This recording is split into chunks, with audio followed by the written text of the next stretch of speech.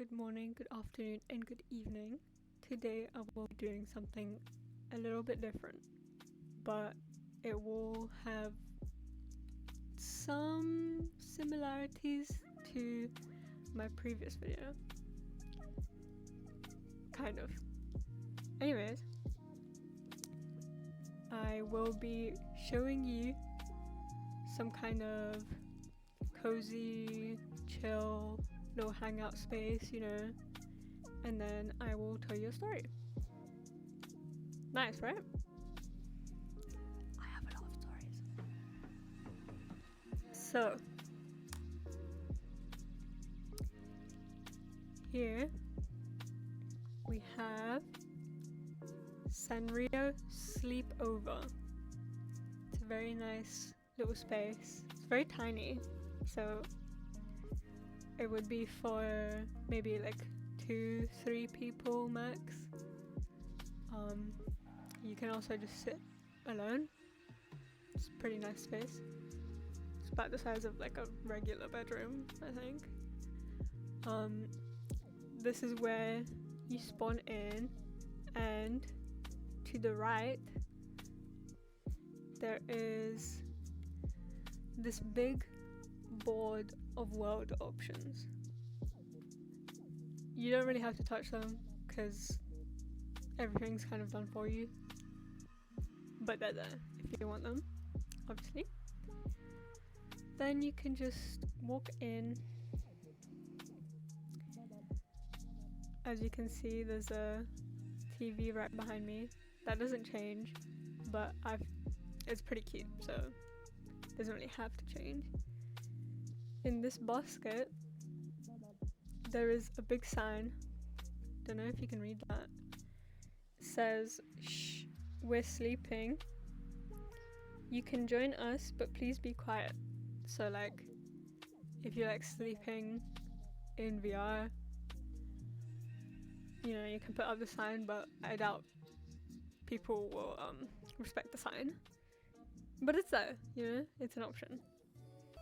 And around the room, there's a bunch of these little Sanrio plushies. There's a cinnamon roll here. I don't think I can fit it in the camera. Cinnamon roll. There's also a Hello Kitty over there. I don't think there's any more actually, but there is a bucket of popcorn that you can pick up. As you walk into the room though, you can see this giant bed behind me. It's actually massive. Like, you could fit 3 people on that. Like, that is peak sleepover bed right there. You can fit so many people on that. It's got little Sanrio covers, sticking to the theme. Yeah. It's got little pictures around it with fairy lights and little posters, and you can see down here there's some options for mirrors and colliders for the beds. Yeah, pretty simple but really cute, right? I think this is supposed to be an attic.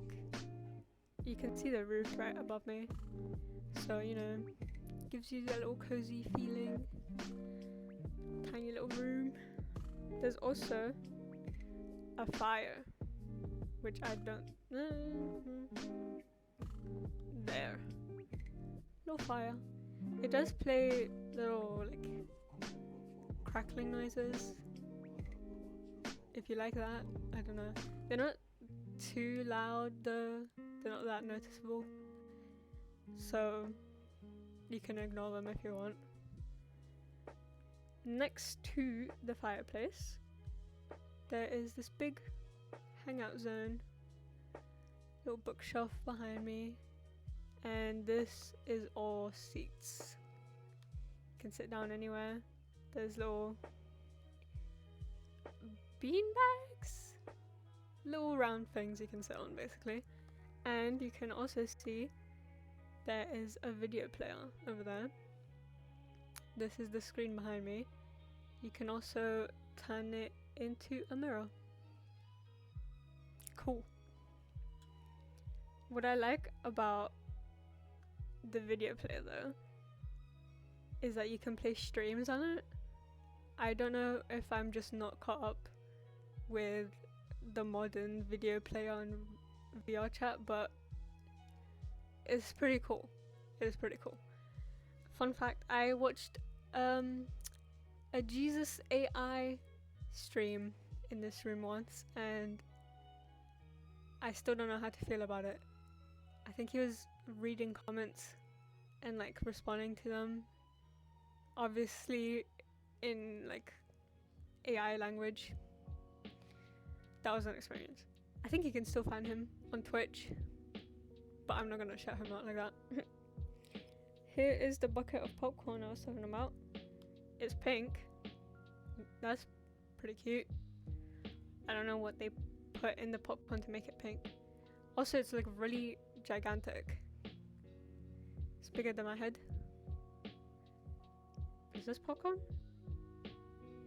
Yeah, pink pop. Ooh.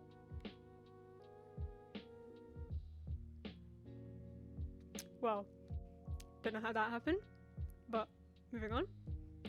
It did say it was popcorn on it though. Here is the Hello Kitty. This one is a lot smaller than the cinnamon roll one. I think cinnamon roll just has a really big head. I'm just going out and saying it. He has a really big head. And with the ears as well, you know. This is the Hello Kitty plush. Ooh. She's kind of misshapen, but it's okay. I'm guessing it's like a scan of a real one, or they just made it lumpy on purpose. Either way, it's there if you want to pick it up, you know, throw it around. They do have physics, so hurl it across the room if you want. There's windows, but it's kind of just like the purple void that the princesses like float in. You know, like the pink void theory. I don't know if anyone's actually heard about that. Basically, in every single piece of merch that the princesses are in, the Disney princesses, they're always floating in a pink void, and they're never actually interacting with each other. And when people started pointing that out, like months ago, Disney actually started making them like look at each other, which is a little bit bad, in my opinion. I think they only did that because it would increase sales. Now that I think about it, why else would they do that? Why else would they do anything? Hey, don't come at me. Disney, please do not strike down my house. I apologize for my previous statement. We're good now. So, it is time for my story time. Today, I will be talking about the year 6 trip. I'm assuming literally no one is going to know what I'm talking about, except if you went to a primary school in England. So I'll give you a quick rundown of what it is, you know. Basically, at the end of primary school, when you're like 10, 11, they take you on this like week trip to this kind of like, I wouldn't say it's a resort because it's not that fancy, it's more like the English version of a resort. So depressing, basically. And they just make you do like team building tasks, you know. So we were supposed to have a nice trip. It didn't go that well, considering we were like 10 years old. I will be getting into that now. I don't remember the exact like chronological order of how these things happen. I just remember they did happen. And I also will not be dropping any names because I just won't in it. It's just decent not to. Oh, you didn't hear that? Let's see. Okay. I think I'm gonna start out with stories about the dorm I was specifically in. So, when we went on the trip, I managed to get into a dorm with my 3 best friends. So, obviously that was very chaotic and it didn't go down very well for the teachers. I mean, for me it was great because, hey, my 3 best friends were just mucking about in a little room for ourselves, you know, with the little suitcases. I digress. The building that all the dorms were in was split into 2 floors.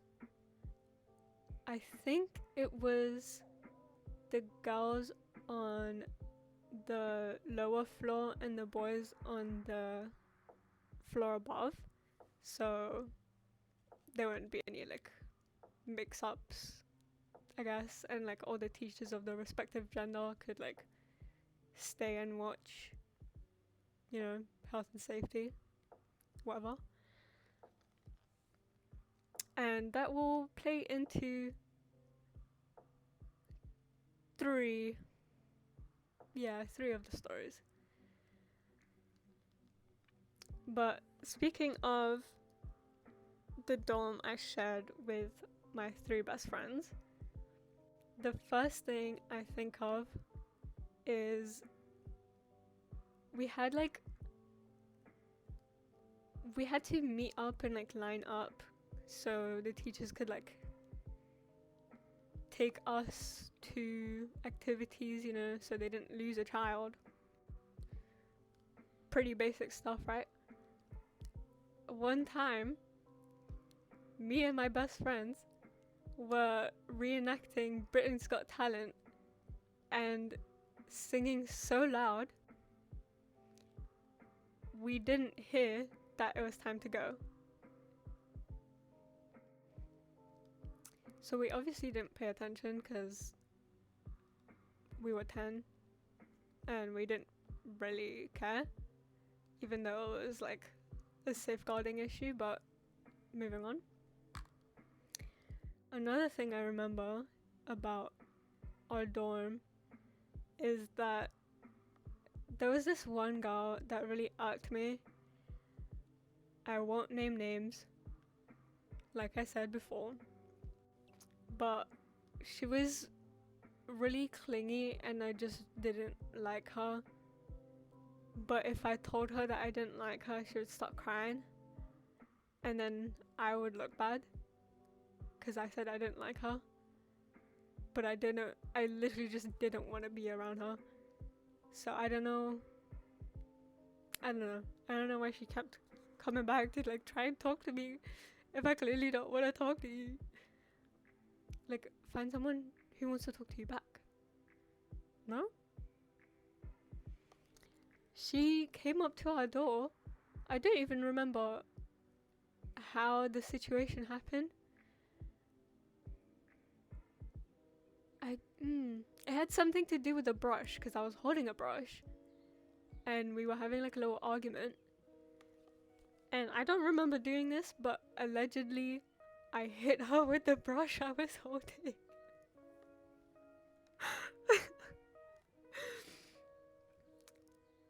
Listen, I don't remember doing that, but I also don't remember like anything.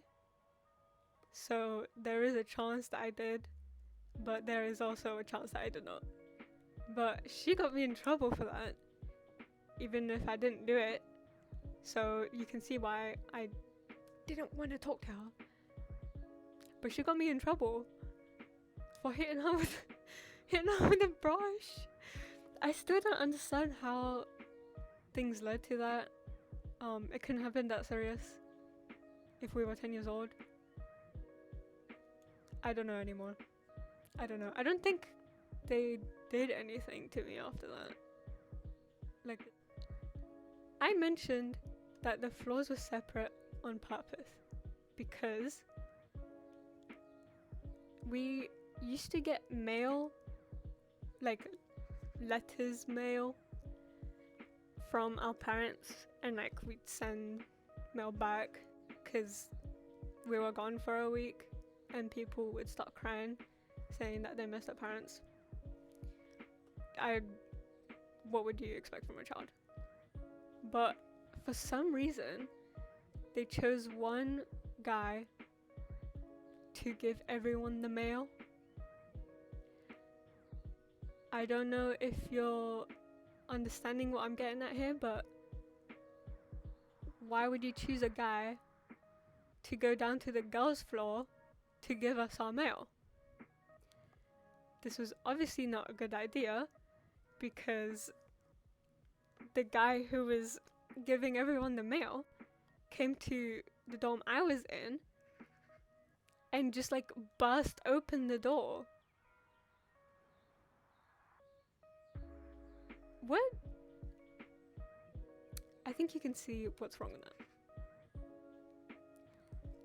Obviously that was not a very good idea from the teachers. I don't know why they didn't pick a girl to give us our mail.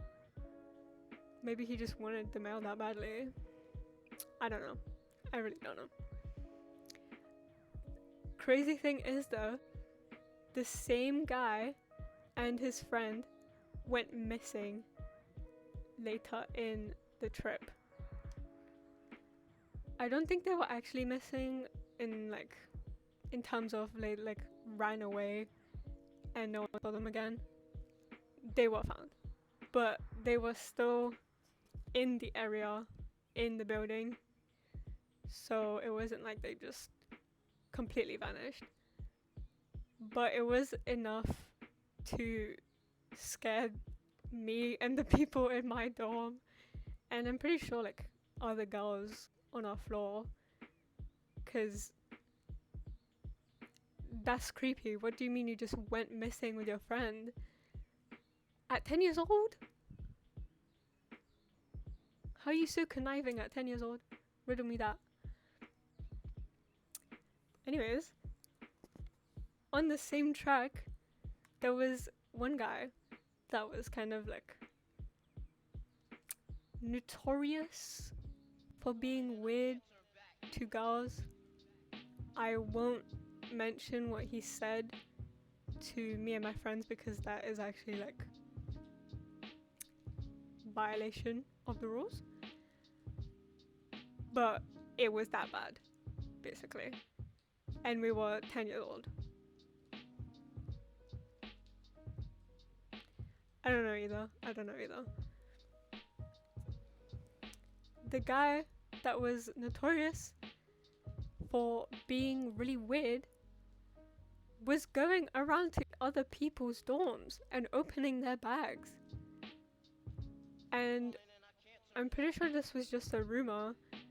I don't know if it was real, and we were 10, so it's not that surprising if it was a rumor, but some people were saying that he also went to the girls' floor and was like looking through their stuff. But the craziest part is he stole food from other people's suitcases and bags on his floor. I understand wanting someone else's snacks, but like ask for it maybe. And like on the same floor, you're gonna get got.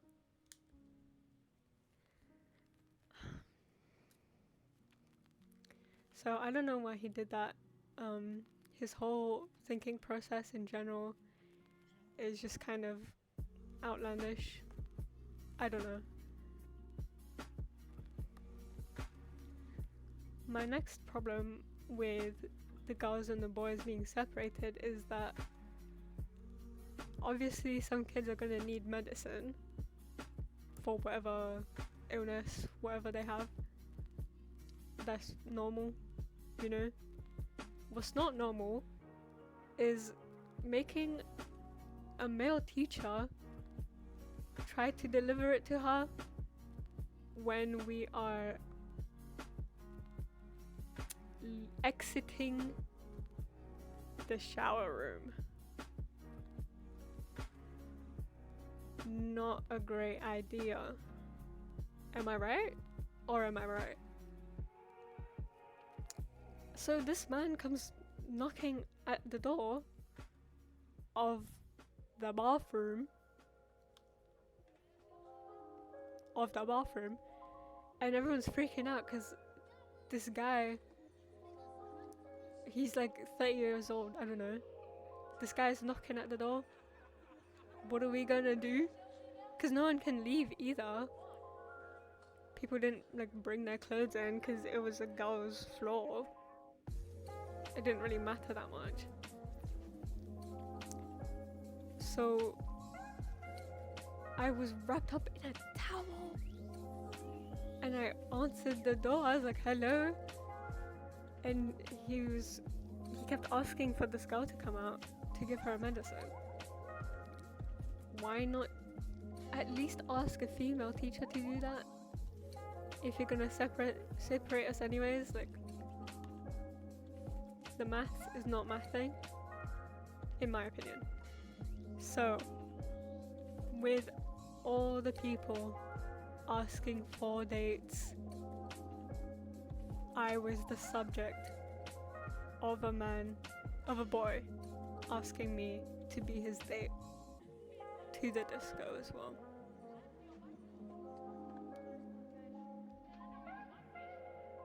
Haters will say it didn't happen, but it did. It was, I don't know why the story gets so complicated, but I'll try my best to explain it as best as I can.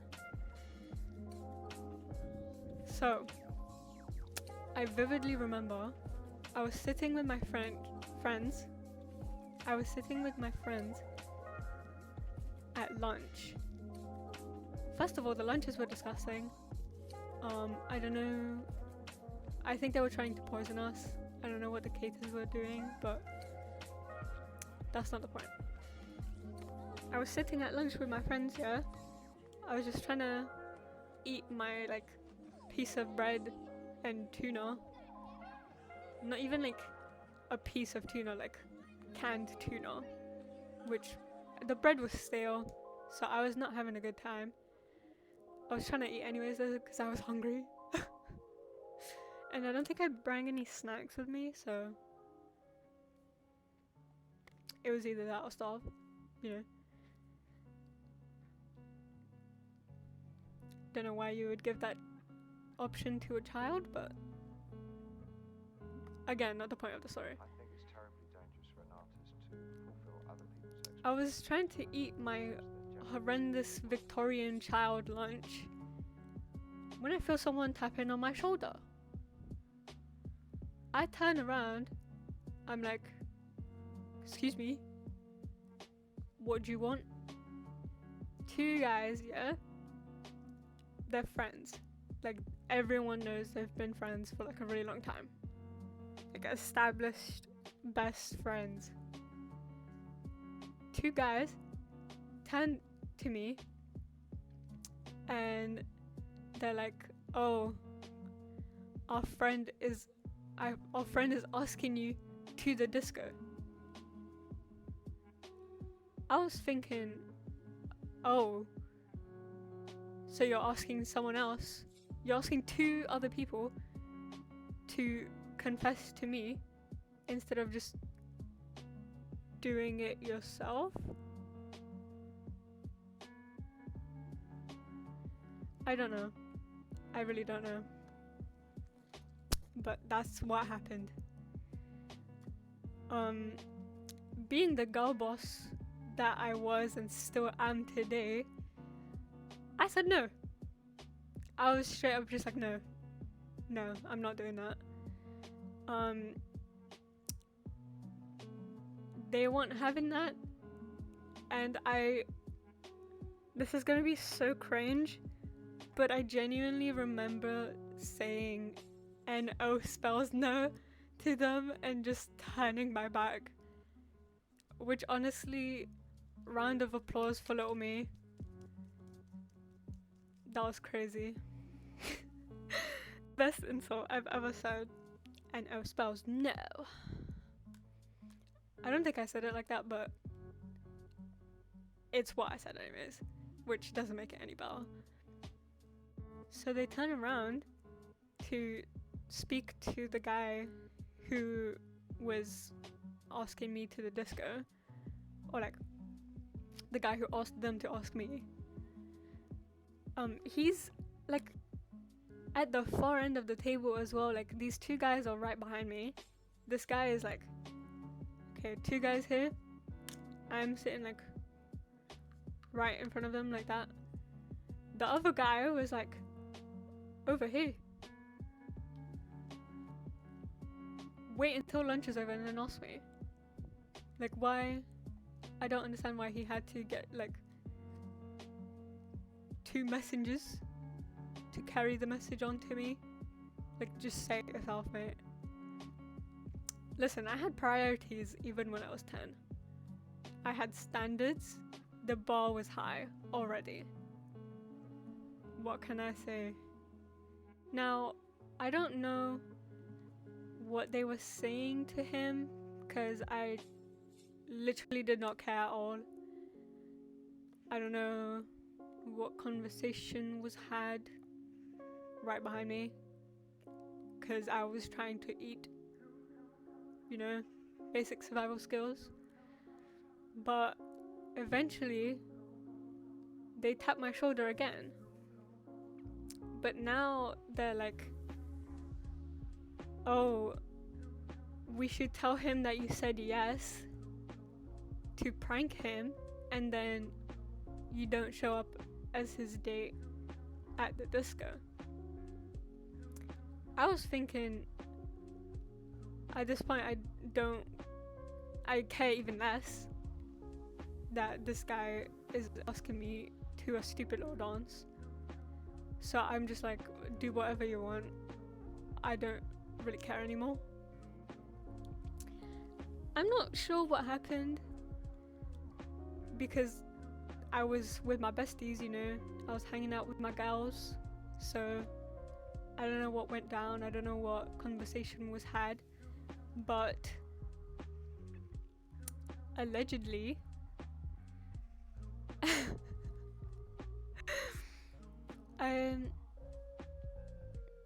allegedly before the disco even started, this guy started crying, punched a hole in like a door or a wall, I don't remember which, and then went to cry in his bed. Are you hearing how crazy that is? Over a year, not a year 10, sorry, over a disco at 10 years old.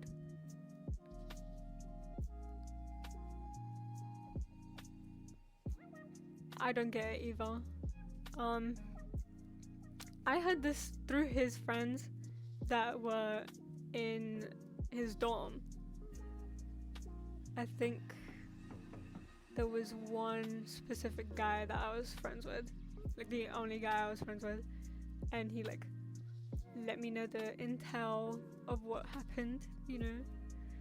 He's also how I found out about the guy stealing the food from other people's bags, but anyways. I don't know if any of that is true, but it still makes a great story to tell. The disco wasn't that good. I mean, you can't really expect it to be.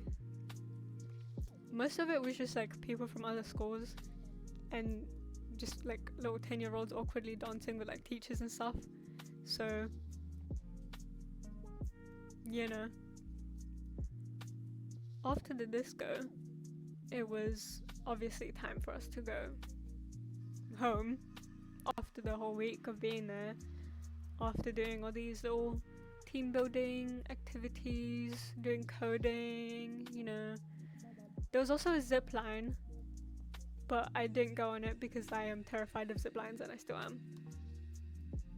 But anyways, it was time to go home after all of that happened. And the last thing I remember about the trip is the hurricane warning that was supposed to hit like right after we left.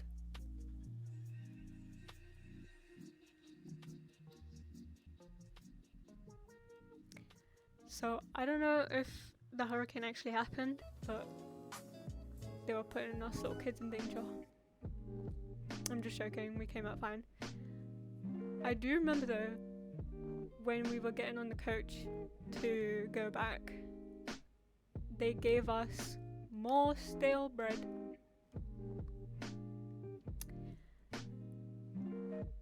I think the moral of that story was eat more stale bread and more interesting things will happen in your life. Thank you. Thank you.